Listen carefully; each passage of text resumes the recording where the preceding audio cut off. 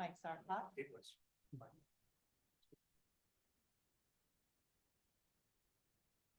Happens.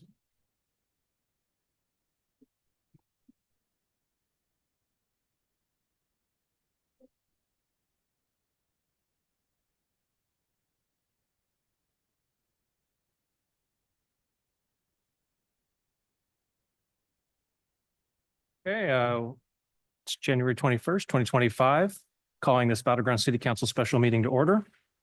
Could we have roll call, please? Mayor McCoy, Here. Deputy Mayor Bowman, Here. Councilmember Ferrer is absent this evening. Councilmember DeRozier, Councilmember Davis, Here.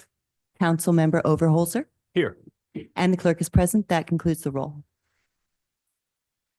And since this isn't a regular meeting, we don't need a motion to excuse, but I would look forward to that in the general meeting. Councilmember Ferrer did let me know she's going to be absent.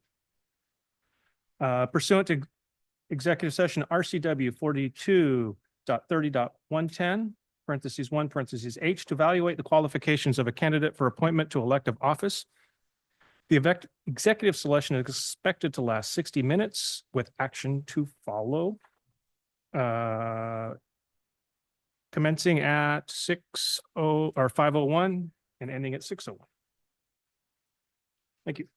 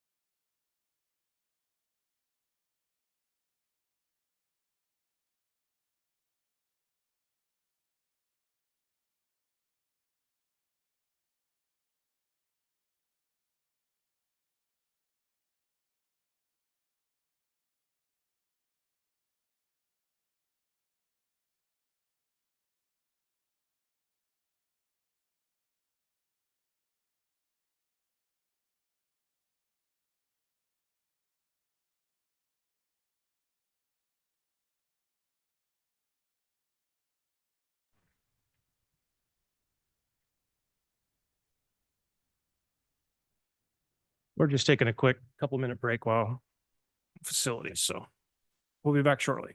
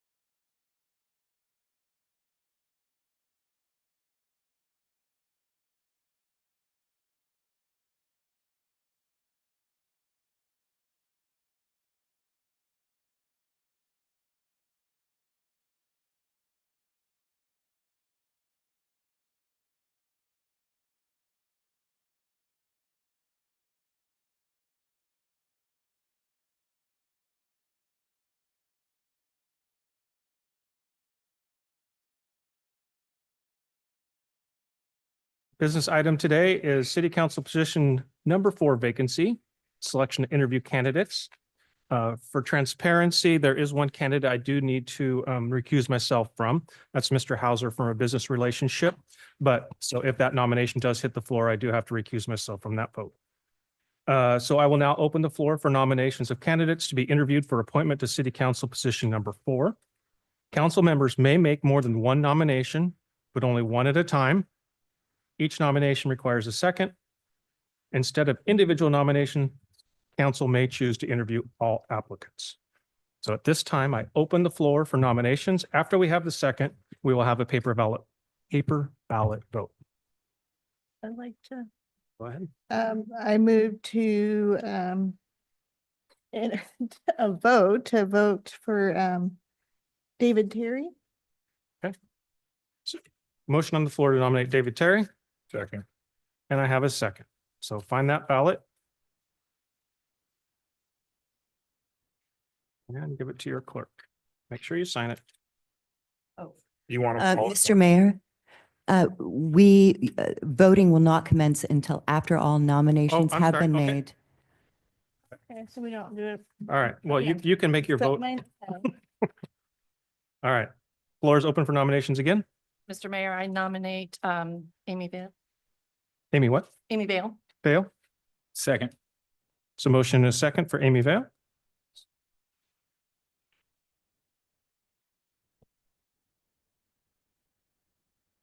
Any other nominations? I'd like to nominate Jeannie Kuipers. I'll second. So motion and a second for Jeannie Kuipers.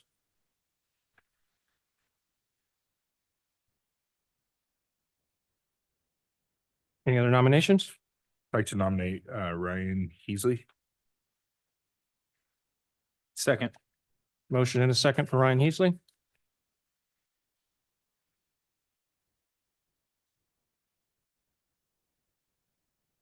Any other nominations? Would do David Palmer. Second. Motion and a second for David Palmer. Any other nominations? Any other nominations? Seeing no further nominations, nominations are now closed. And the clerk, if you would please collect the ballots.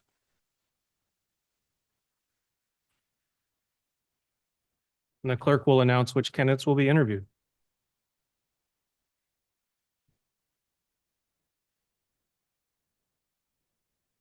Oh, okay, I'm going to put it in an old one. Yeah. Okay.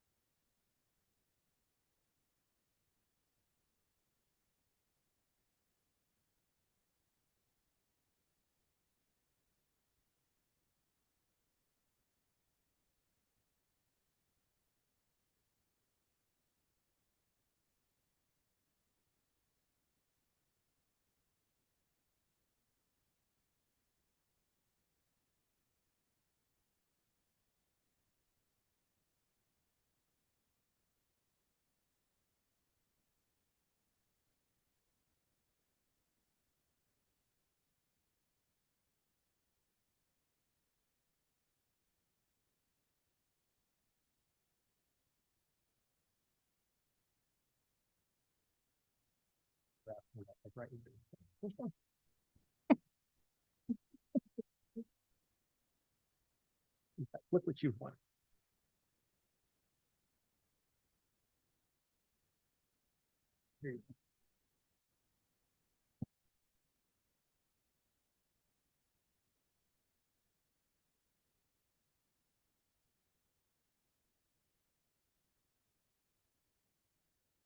Really? Got to show them.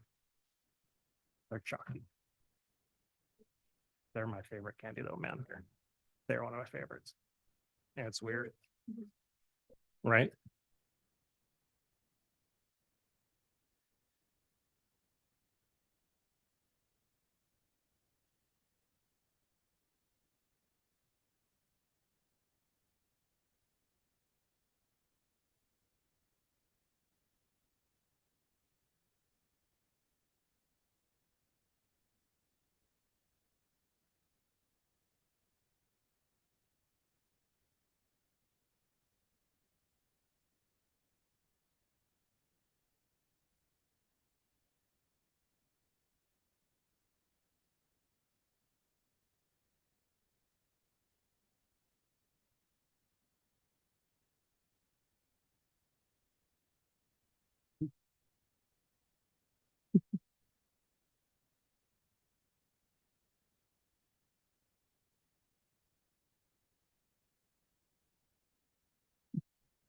funny.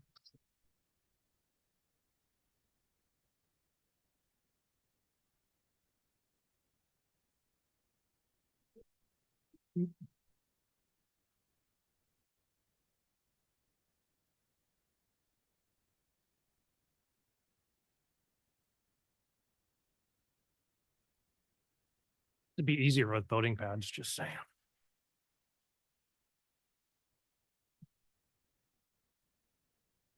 But they don't work.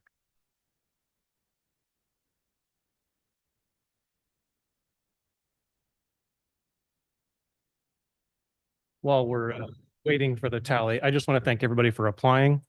I have to say, having appointed people before and other boards and this one as well, this is probably the deepest book or deepest pool of candidates, thank you, that I've seen. So thank everybody for their interest, and I hope that any lack of not moving forward doesn't dissuade you from still being involved.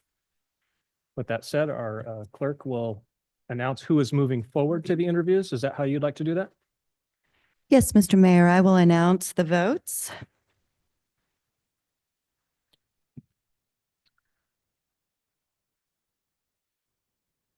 In order of nomination. The first nominee was Mr. David Terry. Mr. McCoy, Mayor McCoy voted yes. Councilmember DeRozier voted yes. Councilmember Davis voted no. Councilmember Overholser voted yes. Councilmember Bowman voted yes. Mr. Terry will advance forward to the interviews. Interview candidate number 2 was Amy Vale. Deputy Mayor Bowman voted no. Councilmember Overholser voted yes. Councilmember Davis voted yes. Councilmember DeRozier voted no. Mayor McCoy voted no. Amy Vale will not move forward to the interviews.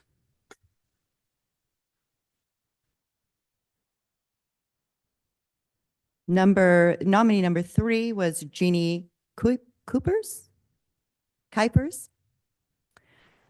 Deputy Mayor Bowman voted yes. Councilmember Overholter voted yes. Councilmember Davis voted yes. Councilmember DeRozier voted yes.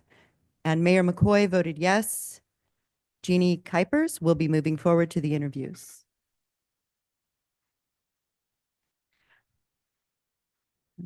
Nominee number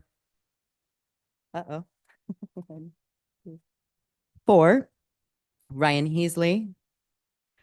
Shane Bowman voted yes. Councilmember Overholser voted yes. Councilmember Davis voted yes. Councilmember DeRozier voted yes. And Mayor McCoy voted yes. Ryan Heasley will move forward for the interviews. And finally, we have the final nominee, David Palmer. Deputy Mayor Bowman voted yes. Councilmember Overholser voted yes. Councilmember Davis voted yes. Councilmember DeRozier voted yes. Mayor McCoy voted no. And David Palmer will be moving forward to the interviews. So to summarize, the nominated interview candidates are David Terry, Amy Vale, Jeannie Kuipers. Hold on. Oh, wait, my apologies. That was misspoken. I misspoke. The candidates are David Terry, Jeannie Kuipers, David Palmer, Ryan Heasley. The clerk will contact you tomorrow with a list of interview topics, potential interview topics and questions, and to invite you to the interviews and provide you with scheduling information. Okay, that concludes this meeting. This meeting is adjourned at 6:16.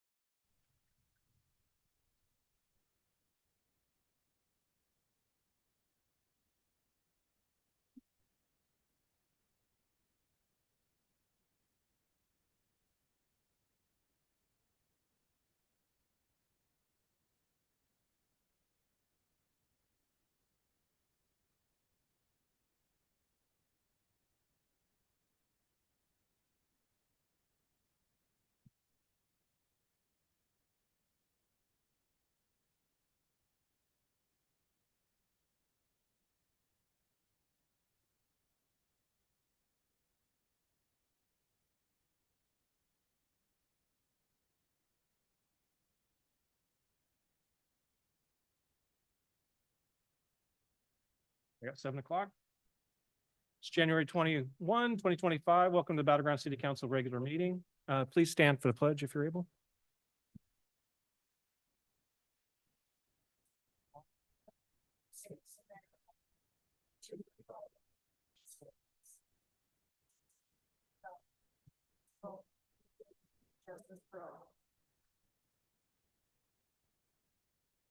Miss Silly Lee, roll please. Mayor McCoy. Here. Deputy Mayor Bowman. Here. Councilmember Ferrer is absent this evening. Councilmember DeRozier. Councilmember Davis. Here. Councilmember Overholser. Here. And the clerk is present. That concludes the roll. Thank you. Yeah, Councilmember Ferrer gave me a heads up that she was going to miss this meeting. So I would entertain a motion to excuse, please.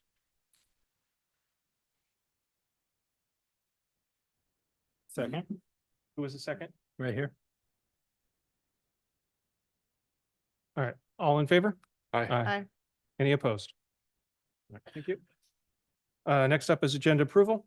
Now be the time to approve or amend the agenda if you so feel it is warranted. Otherwise, I would entertain a motion for approval. Move to approve. I have a motion by Deputy Mayor Bowman. Do I have a second? Second by Councilmember Davis. All in favor? Aye. Any opposed?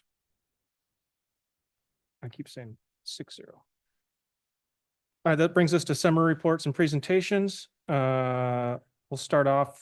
These are all committees that members of the council sit on behalf of council.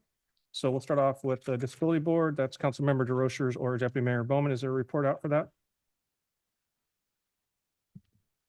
We just started looking at options for dental insurance for the insured or the left one employees in our plan. There's only 4 of them, I believe. But at this point, they've been paying cash for their dental services and then just requesting reimbursement up to the allowed amount. And so Deputy Mayor Bowman brought up the point that it could be cheaper to get a dental insurance plan for them. Then they'd be able to get lower rates and still be able to use the funds that's allocated towards them each year, but end up saving money and getting more care for their dollars. So Tamara's looking into that for us, and that's it. Awesome, thank you. Councilmember Ferrer has a report on Echo, but is anybody else able to give that report or should wait for her next meeting? Wait, okay. EMS 2, Councilmember Overholser. Yeah, thank you, Mayor. All right, we had our meeting Monday, January 13th. We did elect unanimously Sue Marshall back to the chair position that she had previously held to the board. We were also joined by County Council member Michelle Belcott as our third on the board with myself. The first update that we had as business was to look at amending the bylaws to add 2 additional members to the board, making it a 5-member board, which would make it a lot easier to have conversations outside of the meeting without a quorum. We have consideration currently to add 1 additional city representative and 1 fire commissioner to that board. And then we spoke briefly about EMS system assessment requests, looking at having a consultant for that to help prep us for the RFP, in conjunction with our work group that's doing some great work to make sure that we are crossing our T's and dotting our I's for the RFP coming up. And then we discussed the future meeting frequency. We are currently at monthly. We've decided to move that to an as-needed basis as new information comes from the work group and from the consultant for us to review as we look forward to an RFP by the end of this year. All right, a lot of work to go on that committee. Anything else?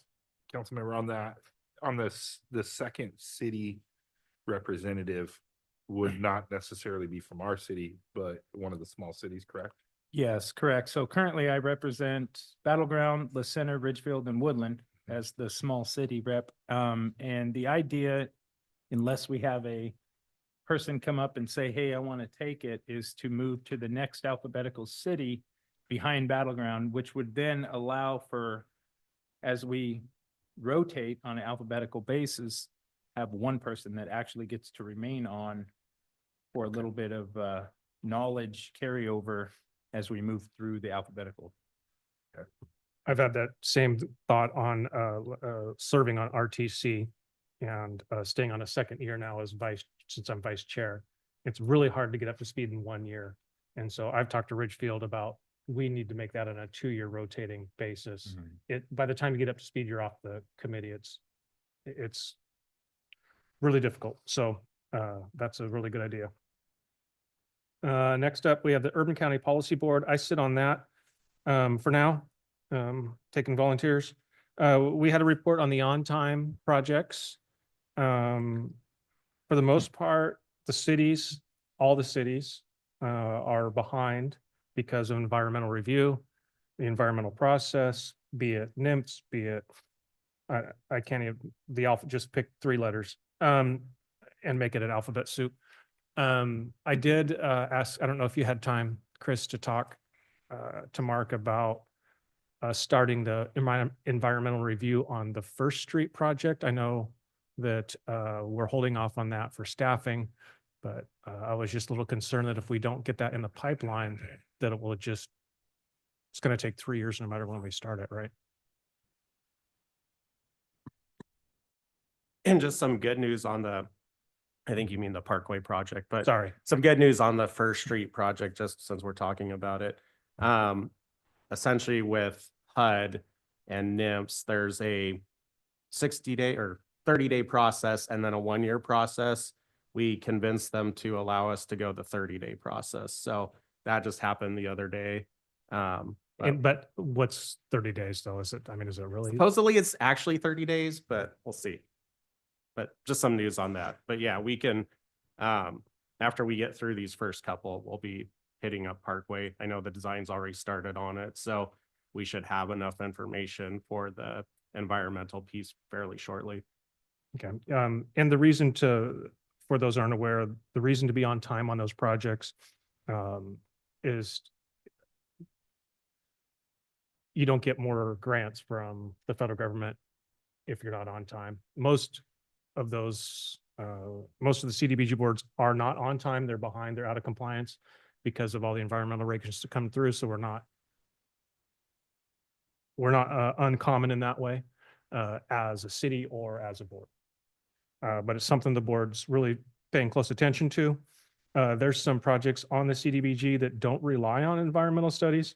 And if you notice, I mean, Mark brought forward a park project. And looking at the budget for this year, I would probably suggest we drop 1 project. I think we put 2 forward. The budget, a lot more people put in this year than last year. Last year, we probably could have got 2 through. So I would maybe look at that if we can't pull 1 application, if that's possible. But My recommendation would be to leave both just Okay. because they'll do the scoring and our best project will shine. So rather than us assuming what that might be, if we pick the wrong one, then we don't get anything. If, Okay. you know, so it doesn't hurt us to leave them in. I agree. We're not getting both of them. The budget is, I think there were 2 million in applications and they only have about a million to give. So correct. there's only going to be about 3 that get funding, but I'd let them decide which is our best project rather than us doing it. The scoring system's hard to interpret. You know, I can interpret it one way, Chris can interpret it that, you know, so we'd be guessing at what the best project is. Are you comfortable that the Remy park project will not hit too much environmental review? I think it will hit environment. They'll both hit. Well, I believe the Grace Avenue will have less environmental review. It has impervious surface, so it automatically triggers that, but it should be the shorter process, not the long one. Okay, thank you. So yeah, mostly the meeting was on timeliness and setting forward the applications are all in and the board will rank them and then give out the money accordingly. Did they tell you guys how many of these agencies are not meeting it and how much is kicking back? They don't kick it back, but yeah, we do get a report. I can send that out, but there are some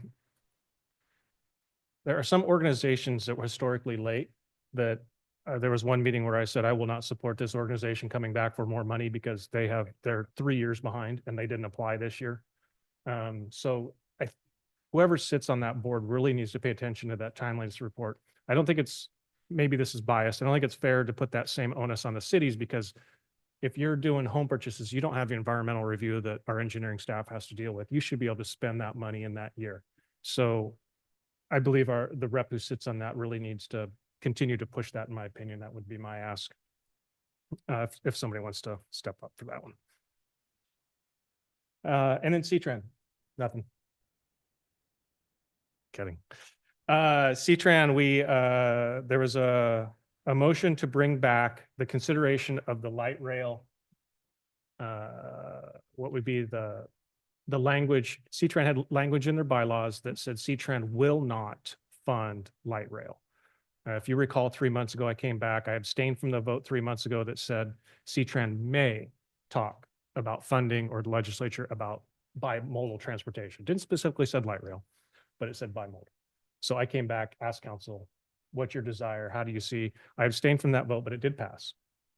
This last meeting, there was a motion on the floor to take it back to the original language. What I brought forward was, I thought we needed to slow down. We keep going back and forth. I thought everybody needed to go back, talk to their councils, get on the same page, and come forth and have a discussion. So that vote will be March 11th. So I need some more direction from council on that because I don't want to split hairs here. And Councilmember Davis had talked to me before and she has some stuff to add to this, but I'm of the opinion that what council told me is Battleground does not want to fund light rail. My question is, do we really have an issue if somebody else funds it and we're not involved? And for me, that language, if it says will not talk to them, we're vetoing. I mean, if Ridgefield wants it, let them talk to them. But any vote that I take would preclude us from paying for any portion. So that would be my preference, to give other cities and other municipalities, City of Vancouver, Clark County, Camas, I don't think is probably interested, but maybe they are. But whoever, we don't know. I don't know what they are. As long as our vote is protect the citizens of Battleground per this council from the tax consequences of light rail, is there any concern from the council of me just not saying a hard no? The hard no scares me from vetoing the bridge, essentially. If somebody wants to pay for it and finds the funds to pay for it, it doesn't affect us, in my opinion. So I would look for council direction on that. And to that, I would let Councilmember Davis bring up what she wanted to bring up. Thank you, Mr. Mayor. Yeah, I think it's important that we, as council, really have a hard discussion about this because I'm a firm no on light rail. It does nothing for our city. The voters have said no. I think we need to pay attention to our city. It was said may not participate. Now they want to maybe participate. Will not, and now may, which opens up a lot. And I feel as if that it is a way to get around the vote of the people. So I feel that we need to, as a council, be a little firm on this and say we are against it. And I mean, if it passes, I mean, that's obviously, we can't do anything about it, but I think we need to, as a council, and the surrounding cities. I know Camas is talking about it. I don't know about the other ones, but really it doesn't affect me there. We're Battleground, and I believe we need to send you back with a firm, whether or not we do our own resolution. That's up to everybody here. I just want to make sure that we have a really good discussion tonight on what to get you I to agree. bring back. So that's all I have to say.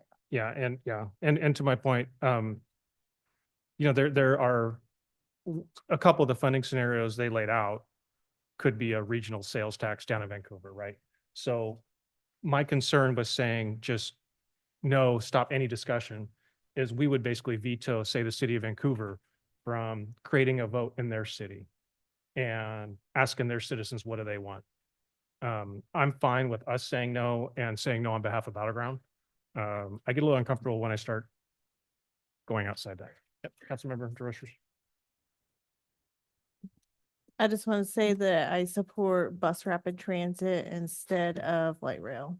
So, I I- mean, moving forward, if they allow you to, I think that everybody, yeah, I think that's pretty unanimous on the C-Tran board. I see some scenarios where the bridge might be built with the capacity for light rail. And if it makes sense in the future, they could do it. The numbers that I've seen, and supposedly there's new numbers coming out, I don't know, are more refined numbers. There's a lot of numbers being thrown out. I don't know. It's whoever you like the best. You trust their numbers, I guess, which doesn't make me very comfortable. But the numbers don't math right now, in my opinion. So I'm very comfortable with where we're at. And if council wants to give me further direction, now would be the time, or we can bring it back and talk about it when we have a full council as well, which could be next meeting, We have till the 11th. March. So I delayed the vote for 2 months. I felt it was just too much back and forth. It was just a ping pong ball. So We have we have 3 meetings. I mean, we could probably get, there's probably some people that might come give presentations. I don't know who we could get here in that amount of time. I know they're going to give the county presentations, and it may behoove us to go to that meeting and listen to that, because I believe both C-Tran and TriMet may be presenting to the county. So that may educate us more, but essentially before that March meeting, if you're not feeling it, then we need to have a discussion on this. And if a resolution, Camus is talking about a resolution tonight, coming out in opposition, and it's pretty black and white. I'm not sure any of the numbers in there are, again, it depends on whose numbers you believe. So I would like some more information before I take any hard, fast, absolutely no votes on it. Yes, Councilmember Overholtzen. Yeah, I think, as a representative of Battleground, it does us zero benefit to have light rail over that bridge. Now, again, I throw it back to, well, if the city of Vancouver wants to entertain it and tax their citizens, that's between them and their citizens. But I definitely, I would like to get some more information on this for sure, but I don't see a point of any tax revenue or dollars going towards that light rail from Battleground. Well, that's not, I want to be clear, that's not what I'm advocating. Okay. No, I'm- I was, that's already crystal clear. Okay. What I'm asking is, do we want to stop other municipalities from doing that? And that's what gives me pause about digging our feet in the sand. I think we should give them the flexibility to do what they want for their citizens. And if we fight for Battleground and leave that fight in Battleground, would be my preference.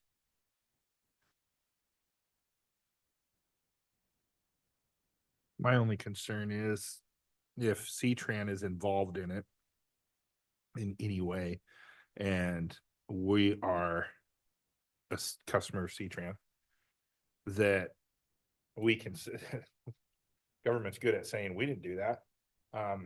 But they could raise the rates for, the funding is the same here. It doesn't matter. The sales tax is sales tax. So they would have to have a vote to raise the sales tax, but if it raises rates or anything like that, that would affect our Yeah, ridership, but that's tough, because they're gonna do whatever they rates, they wanna rates, do. rates are such a small percentage of the budget, and they tend not to want to raise rates because it lowers ridership. But I hear what you're saying. I mean, I think it's too early to draw a line in the sand because we don't know where it's going. I mean, it could go down where maybe C-Tran creates another company that just does light rail. We're not part of it. I mean, maybe, I don't know what it looks like. And I think it's too early to, I mean, we've already, I think, said what we're going to say about Battleground does not want to fund light rail. That's fine. Get that understood.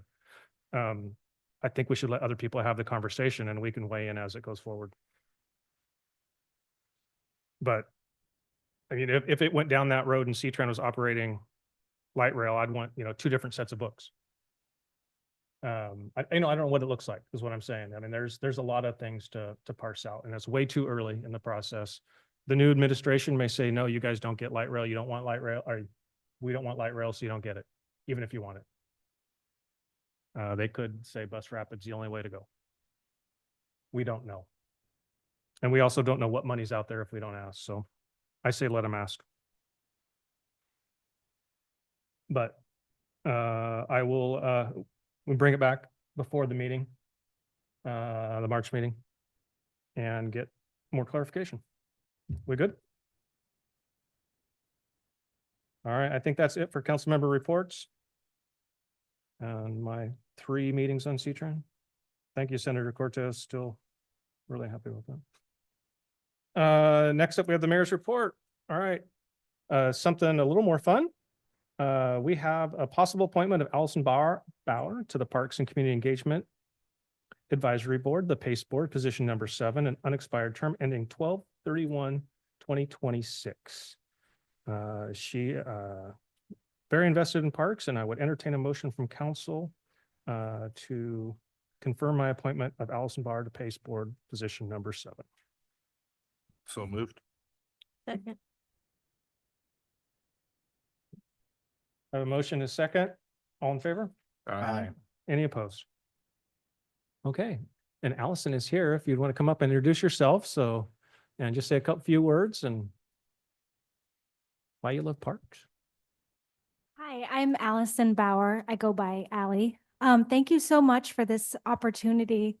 I've lived in Battleground for 7.5 years, moved here when my son was 2 months old, and I also have a 4-year-old daughter. And I've been active in the community with the Moms Club of Battleground. I'm on the board, and we have adopted Florence Robinson South Park. And on the board, I led a mulching project there and have done the last couple Parks Appreciation Days. And we recently installed a beautiful bright red little free library and stocked it with books. So we're involved in parks. And one of my biggest interests and passions is like inclusivity in our parks. There's some really amazing new playground equipment. You can see examples at Marshall Park and Esther Short Park in Vancouver that allow kids in wheelchairs and walkers to seamlessly play alongside other kids. And those are actually my kids' favorite parks. And it's really nice to see kids of all abilities playing seamlessly side by side. And also, I just like to make sure that for those hot summer days, we have lots of shade, including shade over our play structures. And anyway, so I'm really looking forward to this opportunity. Thank you so much. Thank you, Ally. Yeah, if you've not taken a tour of Marshall Park, you can't even tell that those play structures are like for kids of different abilities. You wouldn't know it. So very cool. All right, that brings us on to presentations. Looks like we have, go ahead. Mayor McCoy, I'd like to introduce Paige Strickler of CFM Associate or Advocates. She works on federal legislation for us for a federal lobbyist firm. She's going to provide a presentation. And at the end, we have proposed the 2025 federal legislative agenda for council's consideration. Thank you. Good evening, Mayor, Deputy Mayor, council members. My name is Paige Phillips Strickler, and I am one of your federal lobbyists. I'm with CFM Advocates. You probably know Joel Rubin and Michael Skipper well. They have represented you, and I work as part of the federal team. But I'm the lucky one. I get to live out here in the Northwest while they live in DC. Sorry, Robert gave me the.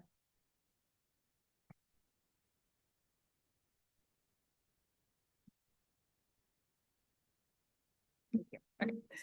Okay, so tonight I'm going to talk briefly about Battleground's recent successes in getting federal funding, the election outcomes, 2025 congressional preview, and then 2025 draft federal agenda before the Battleground City Council. All right, so these are some of your most recent successes, and as you'll notice, since 2018, Battleground has secured $10.7 million in federal funds. More recently, you all have received your 92nd Avenue Sewer Extension Project, which Representative Glusenkamp Perez has secured for you, and that's currently pending in Congress, as well as two other 2023 congressional spending accounts. All right, the election. As you all know, President Trump has won the election both in the Electoral College as well as the popular vote, and with that becomes a mandate. And he was sworn in yesterday and is already very busy. He signed a number of executive orders, including declaring a national emergency at the southern border and rescinding policies designated to help the use of electric vehicles. And this is just day one, so we expect he's going to be very, very busy. Okay, so this slide on the left is the Senate, on the House is the right. The Senate now was controlled by Democrats, but now has a 47 to 53 minority. So Republicans have 53 of seats in the Senate. And then the House has a 2-seat majority right now, though there are several vacancies in the House due to retirement and Trump appointees. So there'll be some special elections coming up. But regardless, it's going to be a very, very tight majority for the Republicans in the House. And with those slim margins, Speaker Johnson is going to have a hard time passing any kind of controversial major legislation. So the budget, Congress will pass the fiscal year 2025 budget in the next few months. This was supposed to pass in December, but Congress kicked the can to March 14th. And this budget contains your CDS request. So we will pay attention to that. But at this point, we really expect it will pass. We haven't heard anything that they're going to strip out earmarks or that it's not going to pass. But March 14th is the deadline. And in addition, the debt limit is at play. And right now, the US has $35 trillion in federal debt. And it's like a credit card. Every time we hit that debt, you have to vote, Congress has to vote to raise it. And so right now, we're going to hit that debt limit this month in January. And there's some moving money around in Congress that can happen that can push that till the May, June timeframe. But we are going to hit that debt. So at some point, Congress is going to have to vote on it. And that's going to be a controversial vote, in part because there are factions of the Republican Party who are deficit hawks and do not want to add to the deficit. So once again, Speaker Johnson's going to have a hard time getting that vote passed. And you might be hearing about a budget reconciliation, which is a Senate filibuster proof way to pass a budget. It only happens occasionally because it's very hard to pass, but that is an option right now. And part of the reason it is popular right now is because President Trump can put his extension of current tax cuts into it, as well as raising the debt limit, as well as securing the southern border and then some of his other projects into that bill. Right now, the House is looking at just one comprehensive bill. The Senate would like to have 2 bills to take out border security and immigration reform and have that as a separate vote. And then the budget and the debt ceiling being raised as the other. It's unknown, excuse me, which avenue they'll pursue. But needless to say, it's going to be a tough lift for the Republicans. Trump 2.0, unlike last time around, he is prepared. He has staff on board that know what they're doing this time. They are ready to hit the ground running. So we expect him to be very aggressive in the next 100 days as he tries to pass some of his big initiatives. Which leads me to your federal agenda. So working with your staff, and the mayor and deputy mayor, we've drafted this federal agenda. And this document really is kind of a living, breathing document, and it's used in three ways. The first way is after you adopt it, we invite the local congressional staff to come to meet with you, to tour the project, to learn about it, so they can advocate on behalf of you. And then it is the foundation for the CDS requests, so AKA earmarks. Portals open up for the two senators and the congresswoman in the March-ish timeframe. And we at CFM, we submit these requests on your behalf. And then when you all come out to DC, we take this agenda when you meet with the staff out in DC and the members of Congress and help you advocate for your projects. So I don't know, Chris, did you want me to walk through the projects or? Yeah, just touch on the ones, the highlights. I just- So the first one is for Eaton Boulevard improvement. It's $4 million. It would go towards the construction and complement over 3.5 million in state and local funding. The second is for your police department for $500,000 to purchase new car and portable radios. And the last is for your downtown revitalization project for $500,000 to go to the engineering or to complete the engineering design of your Main Street project.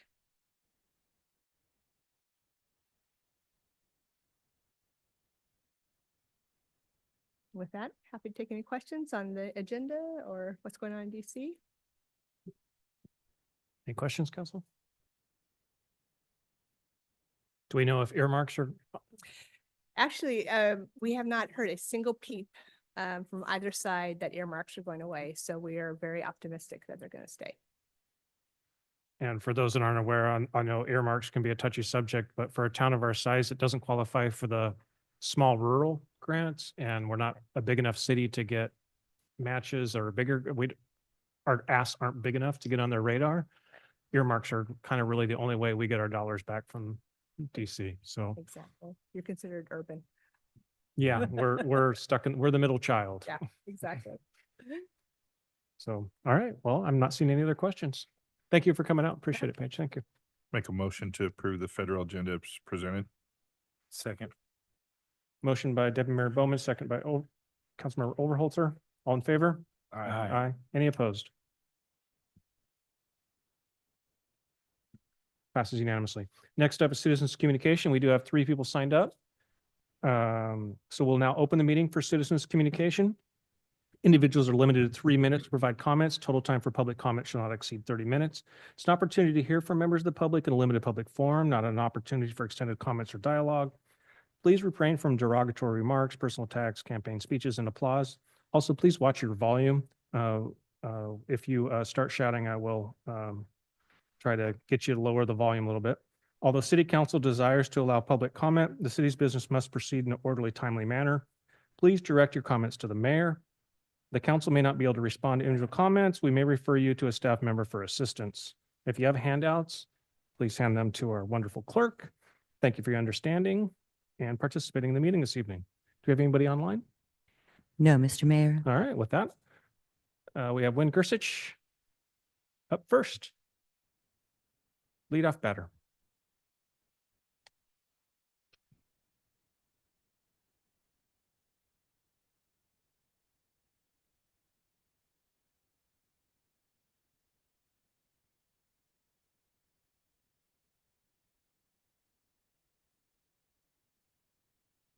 Hi, my name is Wynn Gersich, and I came here tonight because I was looking up, what do they call poisoning somebody and knowingly doing it?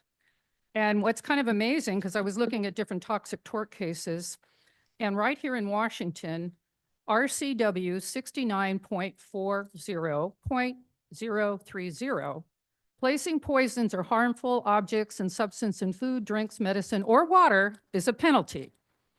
And what it says, any human being shall, wait a sec. I don't want to read the first part because they're talking about razor blades and stuff in food and medicines. But what they were saying is that any person who willfully poisons any spring, well, reservoir of water is guilty of Class B felony and shall be punished by imprisonment by the state correctional facilities for not less than 5 years and fined not less than $1,000. You have violated the state law because you knew that it reduces IQs. I gave you the Harvard brain damage studies. You studied the lawsuit that the EPA was going after. And you knew that it did this to people and it increases cancer death rates. I mean, how much studying did you do? How many books did you read? But this is one of the things too about the safe, it says Safe Products for Washington Act. And this is the RCW I just read to you. And right here, it says that it has the strongest laws against poisoning the water. You know, right there, it says it's illegal to poison the water, and you guys did it. So you should be liable for everything. You didn't tell anybody what the side effects were. You know, and fluoride, number one, breast cancer, hello, and the men get lung cancer from breathing it. So it's kind of interesting, but I would like to see your lawyer give this to the state attorney and prosecute these people, because this is the laws you violated. And this is one thing too. It says Trump resolves, it says withdrawals from the pro-abortion Paris Climate Agreement in the World Health Organization. The reason he did this is because the Communist Party of China, they pay Planned Parenthood $528 million for the fetuses that people abort.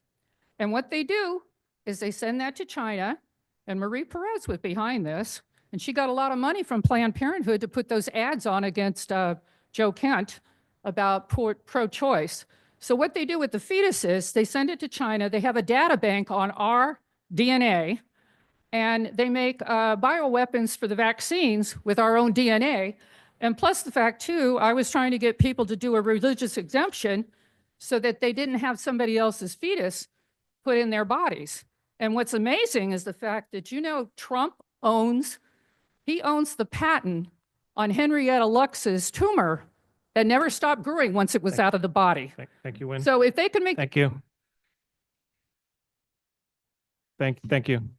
Thank you. All right, next up we have, thank you. Next up we have Carmen De Leon, speaking on prayer. Did I say that last name right? Welcome, Carmen. Hello, my name is Carmen De Leon, and I invited myself because I'm from Vancouver, and I've heard about Battleground. This is on, right? And I'm happy. I'm inviting you all to come to Vancouver City Council, please. We need you. Sometimes I'm the only one there, and oh, can you hear me? We need people participation. So everybody in the sound of my voice is welcome to come to Vancouver, because you know what? We're all in the same country. We're all in the same state. We're all in the same county. So we have to work with each other. Even if we don't agree, we got to find a happy middle ground. So I just wanted to just say, and now I've lost some time, but okay. So I guess one thing I want to talk about is China, like she did. They are a godless communist party. And just so you know, they are the highest suicide rate because they have nothing to look forward to in the afterlife. So why bother? They even put up cargo nets over some bridges because so many people were committing suicide per capita. Just like here back in the, in the Great Depression, everybody's jumping out of buildings. That's going on in China right now. So I don't think that we should neglect prayer. As you know, the Chicago Bulls and many teams assemble, they pray, and apparently even when I remember seeing the Chicago Bulls win a championship, and they all got together and prayed and thanked God, and then they held up the trophy. So whatever, I'm not a basketball fan, I'm just saying, whether or not you believe or not, because Hindus have about 50,000 gods. So, I mean, not everybody's right, but we all have the right to believe and at least take a minute to reflect. In yoga, we had a moment of intention, and hopefully we all have good intentions for one another. And just so you know that birds of a feather flock together. And if I give off a good vibe and you give off a good vibe, then that's cool. But if you all give out negative vibe, then you're going to attract negative energy. So 60% of pornography is made in Los Angeles. And look what happened there. Because all that negative vibe, guess what it attracted? It's all burnt to the ground right now. So I say good vibes, positive, intentions, and not, oh yeah, this was another thing. Oh God, I don't have, okay. They took the brain of an alcoholic, and they took a brain of a guy, 40 years old, never touched alcohol but loved pornography, had the same amount of brain damage. So it just goes to show you that pornography and alcoholism gives you the same amount of brain damage. And that's why it's free, because it's destroying us from the inside out, from our food, from our brains. You know, you really got to see what you put into your body, whether it's the radio, the TV, or food. And I'm just saying, unfortunately, I'm out of time, but maybe next time, happy to be here. God bless you. At least that's what our president and everybody else kept saying about 1,000 times yesterday. Thank you, Carmen. Next up, Jessica Cole. Yep, she's ready, sir.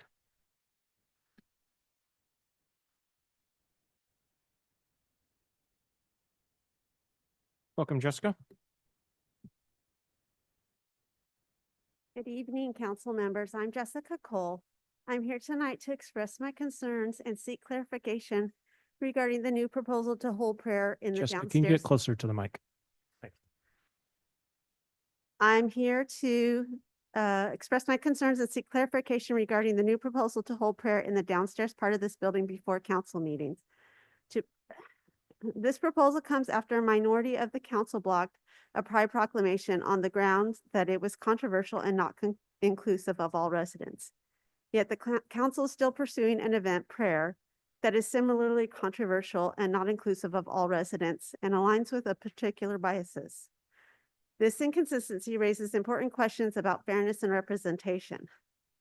First, I'd like to ask, why did this new proposal move forward when at the last meeting, it sounded like only a minority of the council supported the new change?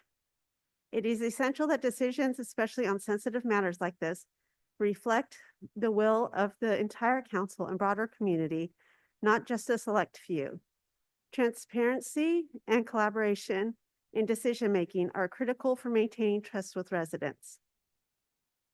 Second, I'm concerned about the use of resources and taxpayer dollars on this issue. Why is the council spending money on legal consultations related to this proposal, particularly when there are so many pressing needs in our community? As representatives of the city, fiscal responsibility should remain a top priority. It's clear that this is not an appropriate use of public funds, and I urge you to reconsider. Finally, if prayer is to be taken downstairs, I'd like to know, will this space also accommodate moments of silence or reflection for other groups and causes? For example, could this be a time to honor the lives of murdered transgender individuals for Transgender Day of Remembrance? Offering equal opportunities for moments of reflection ensures that all residents feel respected and included. This new proposal appears to prioritize the beliefs of some over the council's broader responsibility to represent and serve all residents equally. True inclusivity means creating policies and spaces that reflect and respect the diversity of our entire community. I urge the council to approach this issue transparently, with equality and full consideration of its impact on everyone in Battleground. Thank you for your time and for taking my concerns into account. Thank you, Jessica. Anybody else in the audience? 3 minutes, be on YouTube. Yeah, come on up. Just please state your name and where you're from.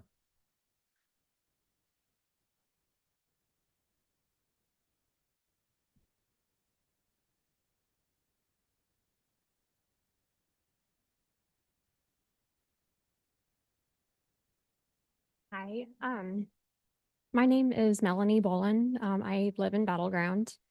I am a pharmacist. I'm licensed in Oregon. I moved to Battleground about 4 years ago.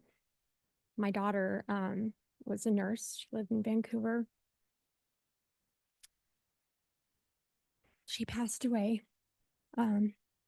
April 29th, 2023, after she took her 4th dose of the Pfizer COVID vaccine.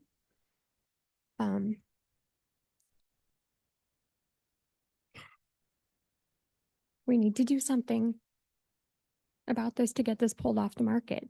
This is unacceptable. Today is the 4th anniversary of a friend of mine whose daughter also passed away at 28 years old after she took her Moderna vaccine.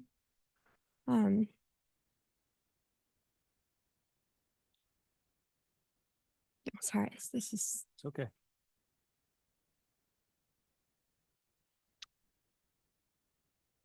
I wouldn't wish this pain on anybody. We need to do something to hold people accountable. We need to do something to protect people. This is still on the market. This is still being pushed into people's arms. It's unacceptable. People are still dying from it. I don't know what you guys can do. I don't know what anybody can do, but something needs to be done. The public is not being educated. You spend 20 minutes talking about light rail. Well, people are dying from something that we could be doing something about. So, thank you for listening. Always happy to listen and sorry for your loss. It's a tough one to talk about, so. Anybody else? All right, seeing that, I will close public comments. That brings us to consent agenda. Items A through H on the consent agenda. Does any council member believe any item needs to be withdrawn? Second. I have a motion by Deputy Mayor Bowman, second by Councilmember Overholzer to approve the consent agenda as presented. All in favor? Aye. Any opposed? Passes 5-0. Brings us to business. Good evening, Council. The city has received a notice of intent to annex.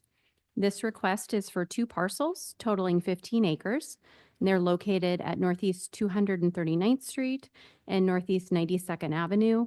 Those parcels and location are shown in Figure 1 of the staff report. Annexation is our process by which cities extend their municipal services and boundaries. And to be considered for annexation into city limits, the properties must be located within the existing urban growth area or UGA, which these parcels are.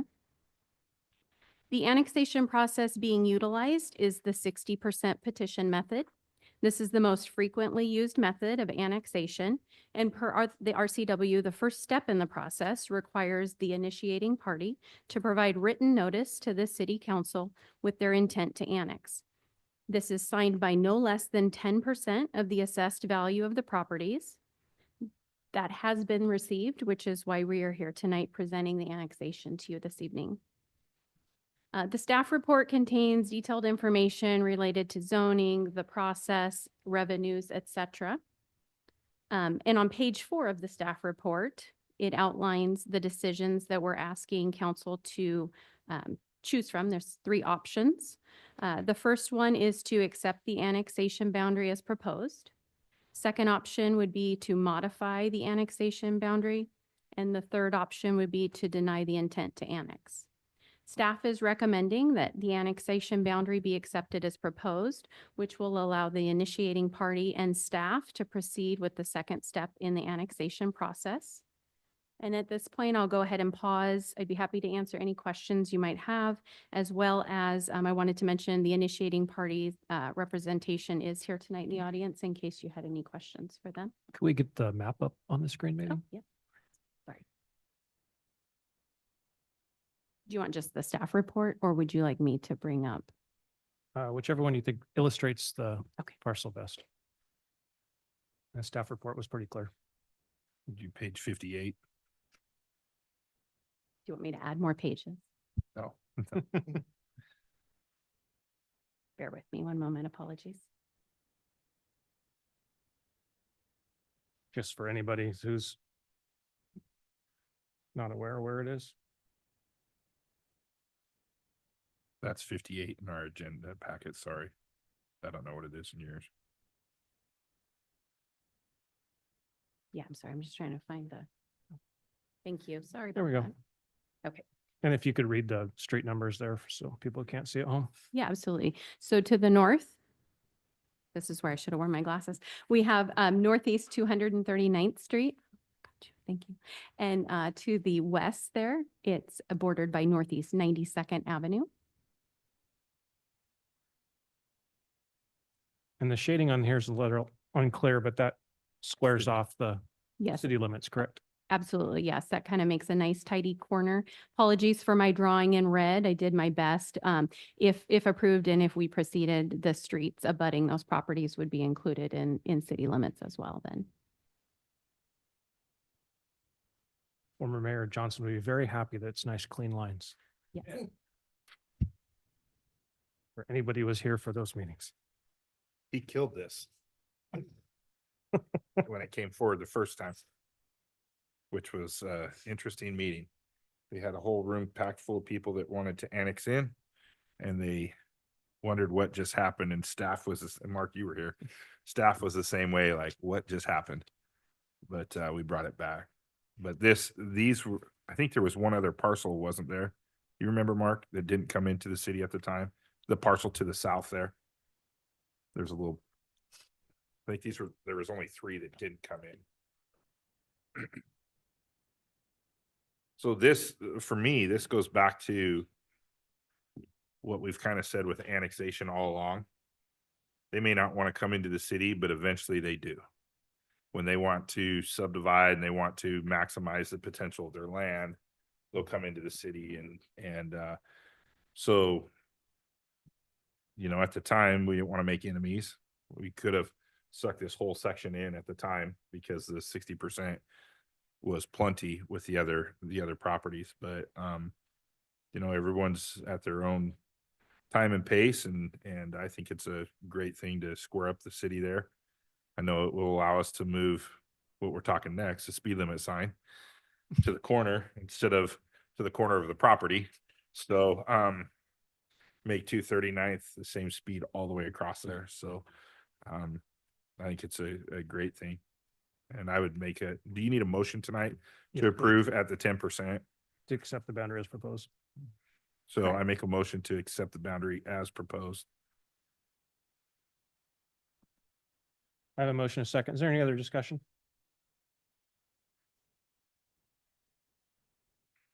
Seeing none, all in favor? Aye. Aye. Any opposed? Well, there's some votes in the audience there. Well, even counting yours is still 5-0. Yeah. So motion passes. Welcome to the city. Essentially, but- eventually. Yes, That we're goes to working towards that. 60% Thank you now. so much. So. Yeah. Okay. That brings us, speed limits. Imagine that. Mr. Hersick, you have the show. I do. Give me a second to pull up my presentation.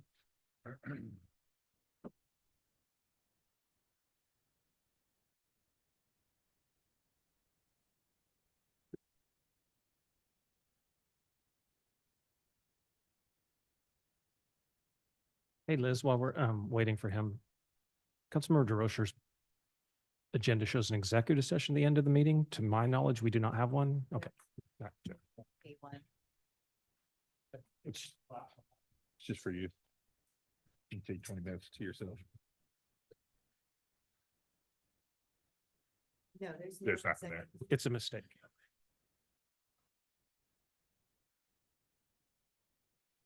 Okay, we're ready. Good evening, council. Talking to you tonight about speed limits throughout the city. The agenda I'll follow is talking about the existing speed limits, talking about state law, the MUTCD. I'll give you an example speed study, talk about recommended speed limits, what the next steps are, and then we'll have questions. So this is kind of a map of the north half of the city. I've only showed speed limits higher than 25. My map would be unreadable with anything else, but you can see kind of northern end of town, we've got some 40 mph. As you move south, there's 35. And then kind of on the edges, you have a couple areas of 50 mph. On the south side, it's kind of similar. On the far end, you have 50. On the east and south. And then as you move towards the middle, there's some 40s, and then you got 35 and 30. So what the state law says is that the maximum lawful speed limit on streets is 25 mph. However, it may be altered by the next RCW.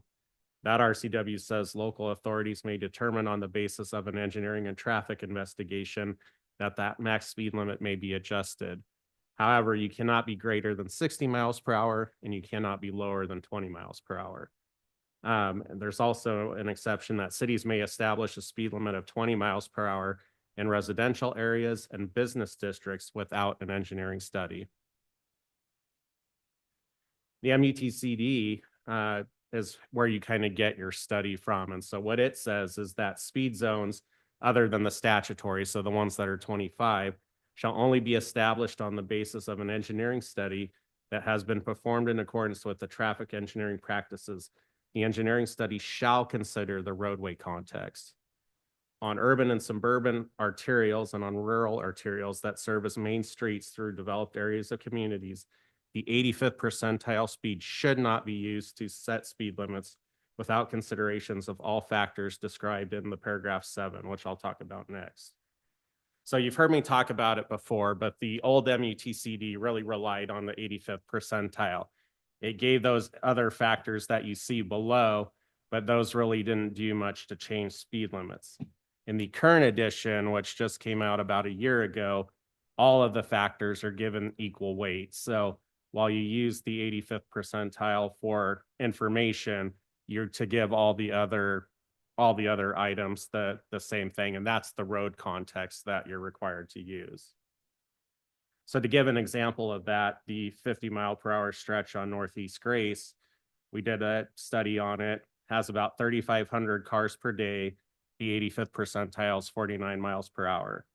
However, in the road context, there's crosswalks, bicycle facilities, roadside development, i.e. there's new homes, new access points to the road. And then there's geographic context, i.e. it's in an urban area.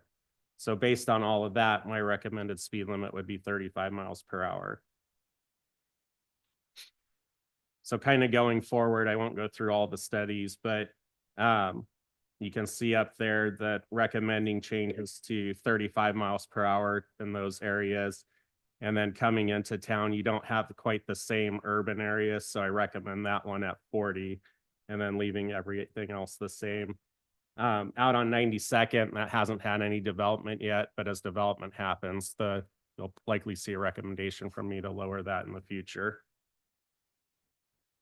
And then on the south side, very similar, 35 miles per hour in kind of the core area, and then 40 miles per hour coming in on Eaton just before you get to Grace. So Hold on. is that by my house? When I was complaining? Is the blue line Eaton? And blue the line's green one's Grace? So Okay. Grace, the recommendation is 35. Thank you. That is insane at 50 there. Any other questions before I move on from that slide? So the next step is I'll button up the speed study. I want to check a couple things, and there was a couple pieces of missing information I need to get. Our speed limits are done by resolution, so I'll update that resolution with the new speeds. And then I'd bring that to council for approval on the second meeting in February. And then after that, we'd install the new signs. And when the new signs are installed, the speed limit is officially in effect. Can you go back to the main map, Questions? please? Which one? Just the main map that should, with the color coded, had the whole city in it. I didn't have one that had the whole city. Oh, okay. Oh, my bad. Had I it just like melted north them of all south. together. I mean, it just idiot savant heavy on the idiot. Main Street, WASDOT controls the speeds. Do we have any control over the speed on 502 as it enters the city? It's currently at So 40. it's an interesting question. In doing my research for I would have said no, that we can beg and plead with WashDOT, but we generally don't have any say over it. The RCW actually, as it's written, says that the city can set the speed limit, but it does not go into effect until the Secretary of Transportation buys off on it. So there may be some wiggle room in there. I know WashDOT, we've talked to them several times about lowering the speed limits. On 503 and 502. On 503 and 502. Their concern is and I've said it before, but oftentimes signing doesn't necessarily change anything. It takes enforcement, engineering changes, those sorts of things to truly get the speed to come down. And so that's their concern is some of our future projects lead to slower speed limits, but until that happens, they're just, this worry about it. But it's definitely a conversation that can be had and a request we can make. And it might be worth looking into a little bit legally what that RCW means. I guess my ask would be to look at, especially 502. I know recently the accidents on there, it's getting worse. And I mean, that's the heart of our city. So if we're going to have any sort of walkability or any sort of safety as you get to that side of town, it sure would be nice to see if the data reflects my anecdotal evidence. But I would be in favor of looking at Maine west of 503.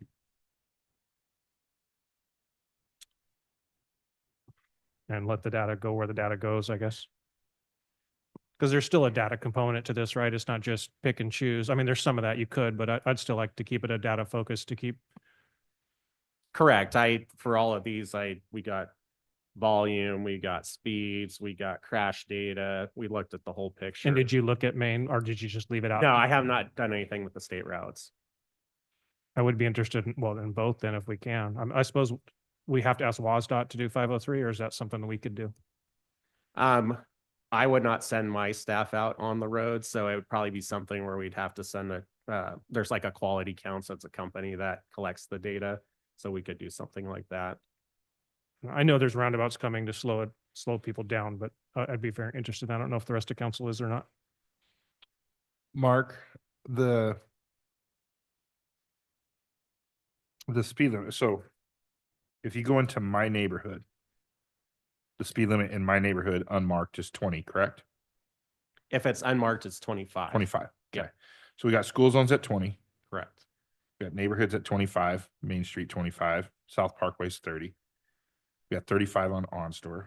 We got 40 on 199th. We got 50 right now. We're talking about changing. And then we got between 55 and 80 on 503. So my question is, like, I appreciate all the studies. This is so simple to me, though. I used to go in Central Washington, there's a town, Ephrata. When you got to the city limit, it was 25 mile an hour. And you did not do anything but 25 mile an hour because the county sheriff was there, city police, state patrol. So you just did not break the speed limit in Ephrata. And it was 25, didn't matter where you are. So as we're teaching, we go across the street here to Wakes, and they're driving around this city teaching new kids how to drive. And on one street, it changes 3 different speed limits. Why can't we just say, and this is coming from, I've told you this a million times, it's coming from someone that Doesn't drive the speed limit. That spends a lot of time in a car. And so 10 mile an hour can make a big difference in a day. But why can't we just say, look, if you're in the city, it's 25 mile an hour or 35 mile an hour. And we don't have to do any studies, because I go back to the 239th, when that annexation that we talked about, when we brought them into the city, we just said, no, slap sign up, stop it, because that was 50 mile an hour there too. And we see what even 35 is there, right? Because in our speed study, we had someone do almost 80 through that area. So why can't it just be 25? I understand the state highways, leave the state highways where they're at so we can figure that out, because then the police can just go, dude, you're doing 35 mile an hour. You're 10 mile an hour over the speed limit, and make it really simple on, like, well, did I get past, whatever, 2nd Street out here on Parkway where it went to 30? Well, now they're only 5 mile an hour over instead of 10. Why can't we do that? You 100% can do that. So state law says that essentially the speed limit is 25 unless you do something differently. So 100% have the authority to make every street in the city 25 miles per hour. Honestly, it would make signing a lot easier, because you put one sign up at every entrance you have that says city speed limit's 25, and that's the end of the conversation, other than the school zones. School zones would always be marked. there's a lot of, with the changes to the MUTCD, there's a lot of research out, NOCTA, which I don't remember off the top of my head what it stands for. But their recommendation is actually 20 in residential and 25 in arterials, essentially, Yeah. across the city. And they base it on safety and, the data that, at 20 miles per hour, an accident with a pedestrian is 10% or only 10% fatality, and it's exponentially up from there. So lower you can make the speeds, to do it. My only thought about not doing it is, as you get farther away from people do, you get less, from what I've seen from other studies, you get less people actually following the rules. So if I'm close to the speed limit, naturally driving, I'm going to bring my speed down because I want to, stay under. If I'm 15 over, like, I'm not slowing down. I'm just going to keep going, type of thing. So there's some psychology at play with not artificially lowering the speed limits, but you 100% have the authority to make it 25 across the board. Because I think that, I used to tell my son when he first started driving, I'm like, look, if you'll do 25, you'll never have to worry about school zone. Because if you go through a school zone at 25, most of our police officers or anyone enforcing it go, okay, that's pretty close, right? But if you go through a school zone at 35, that's a big difference, and I think part of it too is I think I do it on purpose, but I'll come down Parkway from my place and that goes from 40 to 25 and I'll drive 24 just to make everybody slow down, because if I'm driving 24, you're driving 24, right? But That was Shane Bowman. yeah. but I think, the issue, this is probably, since I've been on council, this has probably been the biggest complaint I've received is speeds and speed limits. And so if you can, and I don't know, no one wants to do this. We had this, remember, Cherish, when we talked about North 20th, on North 20th, when we talked about lowering the speed limits of trucks, on North 20th and Northwest 20th, because they were going through at, what was it, 35? And we're saying, hey, trucks should be a different speed for that. Yeah. But I would rather look at it that, like, it's very simple. You annex into the city, your speeds are going to be 25. It's very simple to us that we're not doing all these studies and going, well, this should be a 40 now. And then when it gets a little busier, then we'll knock it down to a 30 or 20 it's just, it's simple to me. And I like simple. So I would rather see that personally, but I don't know where the rest of council is.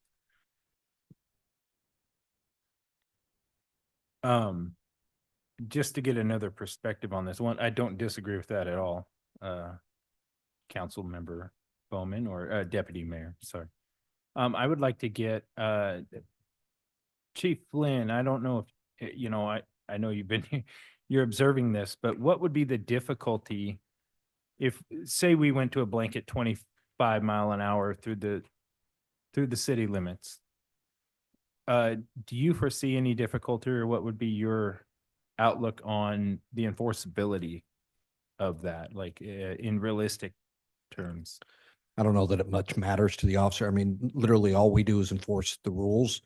The biggest concern that I have is the one that the mayor had brought up, that 502 West of Main has certainly been problematic, exasperated as it went a little further down with the, exceptionally serious accident that we have.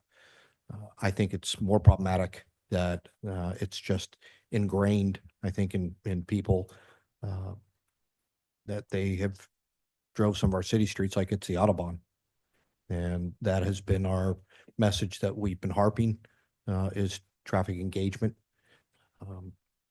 I think until we get a better handle on that, the speed limits, you have some people, I really don't think it makes much of a difference if we set the speed at 25, 35, or 45. Until we can get a better handle on continuing our traffic engagement, our productivity has gone up. It's doubled from last year. So I'm very, very happy with what the officers are doing. but it also shows we still have a long way to go until we can make sure that they continue to see the visibility, they continue to see the enforcement.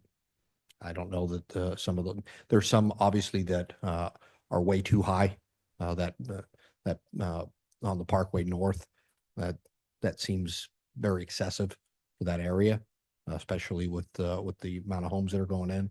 But I leave that to our traffic engineers. They have the training for that. Tell us what the rules are and we'll go out and enforce rules. Thanks. So Mark, I have a question. If we were to go 25 to the city, my concern is, well, then I think residential should be 20. I mean, how, you've got houses, you've got kids. If you're going to lower to 25 going through town, how hard would it be to lower residential, which I don't think anybody should be going over 20 in a residential. So how would you go about that? Or would it be easier to just say everything's 25? Because you said you can go 20.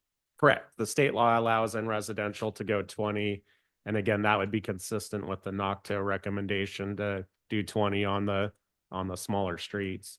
There'd be a lot of sign changes. I mean, it'd be a That's big true. project. Not to say it's not worth it, but that would be the biggest thing. So I'd want to get a handle on that before I answer your question. But that would be just kind of the one thing to look at is, it'd be a lot of signs removed, a lot of signs replaced. I'd want to see if there was a way to like I mentioned, that you can have entrance to your city signage and that's legal and you don't have to put it everywhere else. I don't know about it being like two different signs. I haven't seen that set up before. Not to say it doesn't exist, but I'm just not familiar with it. So I'd want to research that a Okay. little bit. Thank you. Yeah. Okay, sounds like there's a lot of support. Yeah, because it's kind of funny because the new requirements brought up shoulders and you know where I'm going. So there's a project on South 20th that has no shoulder that you have at 35 miles an hour. And I'm not familiar. Well, I can get you somebody that might know something about it, but I'm kind of curious why that one wouldn't be 25 and instead of going around and like having our own individual personal, areas that we're familiar with and, to Deputy Mayor Bowman's point, maybe it would just be easier to do that. Speaking of which, do we have any update on that project? I think I have one later, possibly. You have what? I think I have one later, possibly. Cool. All right. I would be very interested to see financially what the cost would be to blanket the city in 25. I think it would also potentially save a whole lot of speed studies, the engineering side of things to change speed limits and lower them. And I appreciate what you're doing, Mark, but like you said, it'd be a lot easier to just say, hey, we're making one sign, city speed limit 25, and just post those suckers everywhere. And then maybe look in the future of a 20 mile an hour in the neighborhoods. But, I'd be very curious to see what that would cost us. At least that first step of 25 through. And I could be wrong when I heard you say with 502, asking WASDOT to make the change, or you make the change and then you just ask for the signature from the traffic. Yeah, like I said, I can ask Ken Harper about the RCW, see if he can interpret it for me. But the way I read it is essentially the city adopts a speed limit on there and then it can't take effect until it very clearly said Secretary of Transportation has to sign it. But maybe that forces that hand a little bit by, the city adopting something that says speed limit as blank and then we send it his way to see if he'll sign it. If we do that letter, could we have Chief give you all the recent accidents Yeah, I think we and have severity of accidents Justification for that. in the last 12 months? Because it's and great discussion. And to Councilmember Davis's to piggyback on that a little bit, say you do 25 everywhere and the goal is to get 20 in the neighborhoods. Could you say roll that out? Okay, we're signing a new neighborhood, so we don't have signs, so we can put 20 in there and then roll it out by quadrant in the city, the 20 mile an hour sign, so you're not hit with a big would that be legal as well to do it like a quadrant or roll it out slowly in the Yeah, resident? there's nothing that says it has to be done any certain way. You have the authority to make it 20. So you want to do it, once every 3 months, once a year, however it's However the fine. budget allows or a timer. Yeah, like I said, the key for me is figuring out, do you absolutely have to sign every subdivision, or can you, Just say like- have two different signs at the entrances to the city, one that says in neighborhoods this, I don't know off the top of my head. So before we move off from this, are you looking for direction to go forward with what you presented, or when I'm hearing from council, there's quite a bit of 25. In my mind, I've heard enough to, on February 18th, instead of doing the resolution, I'll bring more research about what's been talked about, and then we can have further discussion. Is that all good? You good? Yeah, I just wanted to make a comment that if we did lower the speed limits to 20 in the neighborhoods, that we could recycle all those 25-mile-per-hour signs for the neighborhood, right? No, we can. No, put them back on our street. Yeah, we can recycle, Yeah, you can actually reuse the aluminum. You take the sticker off, and but it'll be 25 in the rest You of can the. just reuse them, not recycle them. we'd have a different kind of sign. So if you Oh. had 25 on the major, yes, you could if you were doing it, Okay. but I'd still try to go to where you'd only have them, and it's a different type of sign. All right, cool. Very good discussion, council. Thank you, Mark. Administrative reports. Well, we only have one administrative report. Actually, Mark has a report on the 20th Avenue pathway. So on 20th Avenue pathway, I do remember that project now. We've been working on the design. So as we talked about last time, the Ecology gave us a path forward. With that path forward, there were some changes we had to make in design. As you're probably all aware, there's a lot of, essentially it's flat, so drainage is difficult. There's a lot of utilities like vaults, poles, sort of thing. So making it all work's been difficult, but we've pretty much figured it out. So that should all be wrapped up this week. Then we're able to get our information to our consultant, who will wrap up the resubmittal of the permit. So we should be in by middle of February. And our goal ultimately is to be out to bid in May, which will set us up for construction in summer, which is perfect. With how wet it is out there, we don't want to construct earlier because we'll have a lot of change orders with the surface. So the drier it can be, the just easier it's going to be to construct. So expect to see a bid in May. Don't know when the permit will be in, but I would expect around that same time. And nothing says we have to wait for the permit to go to bid. We can get it as the bid process is occurring. So that's kind of where we're at with that. And there's not a speedier permit process since we've already gone through this. It seems like 8 I times. think it will be faster than their normal, because yes, they've seen it before. The Corps actually reached out the other day, was asking for an update. So they're excited to get it moving. So Awesome. yeah, Great to I'm hear. not Thank worried you. about that piece of it. Mark, I appreciate you not doing this quickly for some council members, because for the last 14 years, I've tried to finish out Grace and we haven't got that done. And so I would like them to work a little bit more on this and just get it done their first term. So thank you. All right, well, sorry, the mics went out there for a minute. Oh, it brings us, is that it for administrative reports? All right, council communications. Absolutely. I wanted to get kind of feedback from the council to look into maybe directing staff, or at least do some discovery on what it would take financially to go ahead and look at putting a pump station in on the corner of Eaton and 503. I know that's been talked about a lot over the last few years as potentially being done, but maybe even with, the federal legislative asks going into the future, if we wanted to look at funding that in a grant or some other funding at earmarks, just to go ahead and move that forward. I just see that intersection as being a very Underutilized. potentially great intersection for retail or commercial. And Just so, for clarification, so essentially, so we could provide sewer service to the corner of 503 and Eden. yes. Okay. That pump station that's been talked about in the past. of Yeah, it where- ends up being, I it's think it's farther over- north and yeah, west, it's but farther- I just want to make sure. But Okay. that way we could do maybe a latecomer agreement to anybody coming in to make that a more feasible intersection for commercial development and jobs. And just like a rough estimate, we're not asking for like, Yeah, just kind of if we were to do it, what What it would- would look like, rough, real I think rough the, numbers. I'm good with that. We'll see what other council members think. I think the other part of that is, I think we need to ask the feasibility economically with that gas pipeline there. Can that be developed?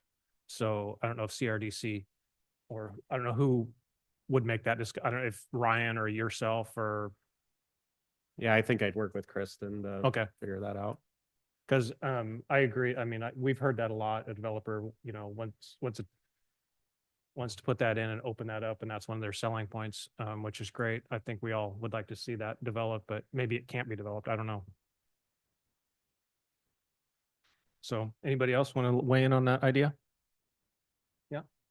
No, looks like we're all good. Any other council communication? Our next meeting is Monday, February 3rd, 2025. There's currently no study session scheduled. Regular meeting begins at 7. Thank you all. Good night.